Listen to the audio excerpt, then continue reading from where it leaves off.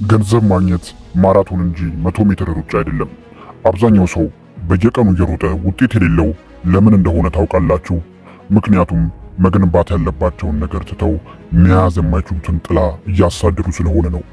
ዛሬ ገንዘብን ማሳደድ አቁማችሁ እንዴት የሀብት ምንጭ መሆን እንደምትችሉ እናያለን።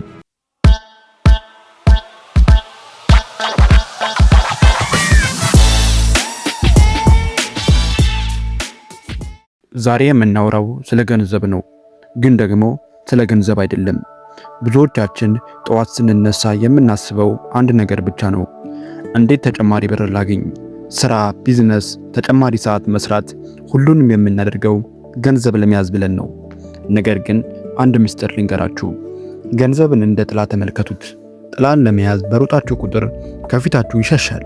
ቆም ብላችሁ ወደ ፀሐይ ስትዞሩ ግን ጥላው በራሱ ጊዜ ይከተላቸዋል። ዛሬ ገንዘብ ለማግኘት መሮጥን ማቆም ምን ማለት እንደሆነና እንዴት የገንዘብ ማግኔት መሆን እንደምትችሉ እነግራችኋለሁ። ቪዲዮ ጠቃሚ ነውና እስከ መጨረሻው ከተከታተላችሁኝ እናም ወደ ተግባር ከገባችሁ እመኑኝ ገንዘባችሁን እንዴት በመቶ እንደምታበዙት ትማራላችሁ። ችግሩ ገንዘብን ማሳደድ ለምን ውጤት የለውም? የመጀመሪያው የማያባራ ሩጫ ነው። ገንዘብን ብቻ ያማከለ ህይወት የደስታ መለኪያን ከውጫዊ ነገሮች ጋር ያያይዛል። ይህ ደግሞ በጭራሽ የማያረካ አዙሪት ነው። ሌላው የእሴት ማጣት ሲሆን ህይወታችሁን በሙሉ ገንዘብ ላይ ስትጥሉ በምትኩ ምን እየሰጣችሁ ነው? ዓለም የሚከፍላችሁ ለእሳታችሁ ሳይሆን ለሰጣችሁት ዋጋ ወይም ቫልዩ ነው። የጭንቀት መነሻውስ? ገንዘብን ስትፈሩና ስታሳድዱ አእምሯችሁ በአጭር ጊዜ አስተሳሰብ ይይዛል። ይህ ደግሞ የረጅም ጊዜ ስኬትን ይገድላል። መፍትሄው መሮጥን አቁመው መገንባትን መጀመር ነው። አሁን ገንዘብ ለማግኘት መሮጥን አቁሙ ስል ስራ አትስሩ ማለት አይደለም። የምላችሁ ነገር ቀን በቀን ብር ፍለጋ መሮጣችሁን አቁሙና የገንዘብ ምንጭ መሆንን ተማሩ ነው። የሚከተሉት 3 ነገሮች ላይ ትኩረት አድርጉ። የመጀመሪያው ክህሎቶን ያሳድጉ ወይም ስኪል ኦቨር መኒ እንለዋለን። ሰዎችን መርዳት የሚችል ችሎታ ይኑራችሁ። ችግር መፍታት የቻለ ሰው ገንዘብ በራሱ ጊዜ ይፈልገዋል። ሁለተኛው የእሴት አስተሳሰብ ወይም ቫልዩ ክሬሽን ይባላል። ራሳችሁን ጠይቁ። የምሰጠው አገልግሎት ወይም እውቀት ለሰዎች ህይወት ምን ይጨምራል? ብዙ ሰው ሲረዱ ብዙ ብር ይከፈሉታል።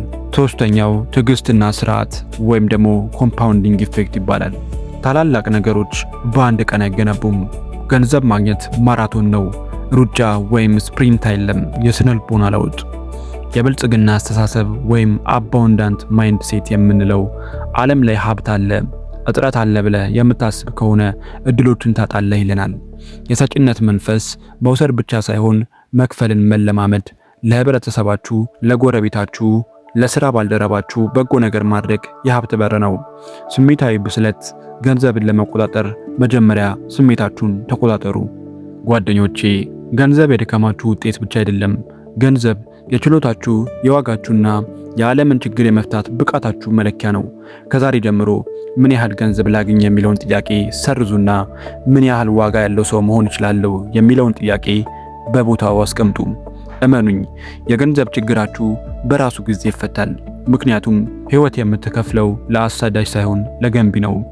ዛሬ ይህንን ንግግር ከሰማችሁ በኋላ ቆም በሉ። እስኪ የት ጋር እንደደረሳችሁ፣ ምን ችሎታ እንዳላችሁ፣ ምን ዋጋ መፍጠር እንደምትችሉ አስቡ። መሮጥ ያቆመ ሰው ብቻ ነው መድረሻውን በትክክል የሚያዩ። በዚህ ቪዲዮ አስተያየት ካላችሁ ወይም አንድ ነገር ካስተማራችሁ ከታች አስተያየታችሁን ጻፉልኝ። ለተጨማሪ እንደዚህ አይነት አነቃቂ ሀሳቦች ቻናሌን ሰብስክራይብ ማድረጋችሁን አትርሱ። አመሰግናለሁ።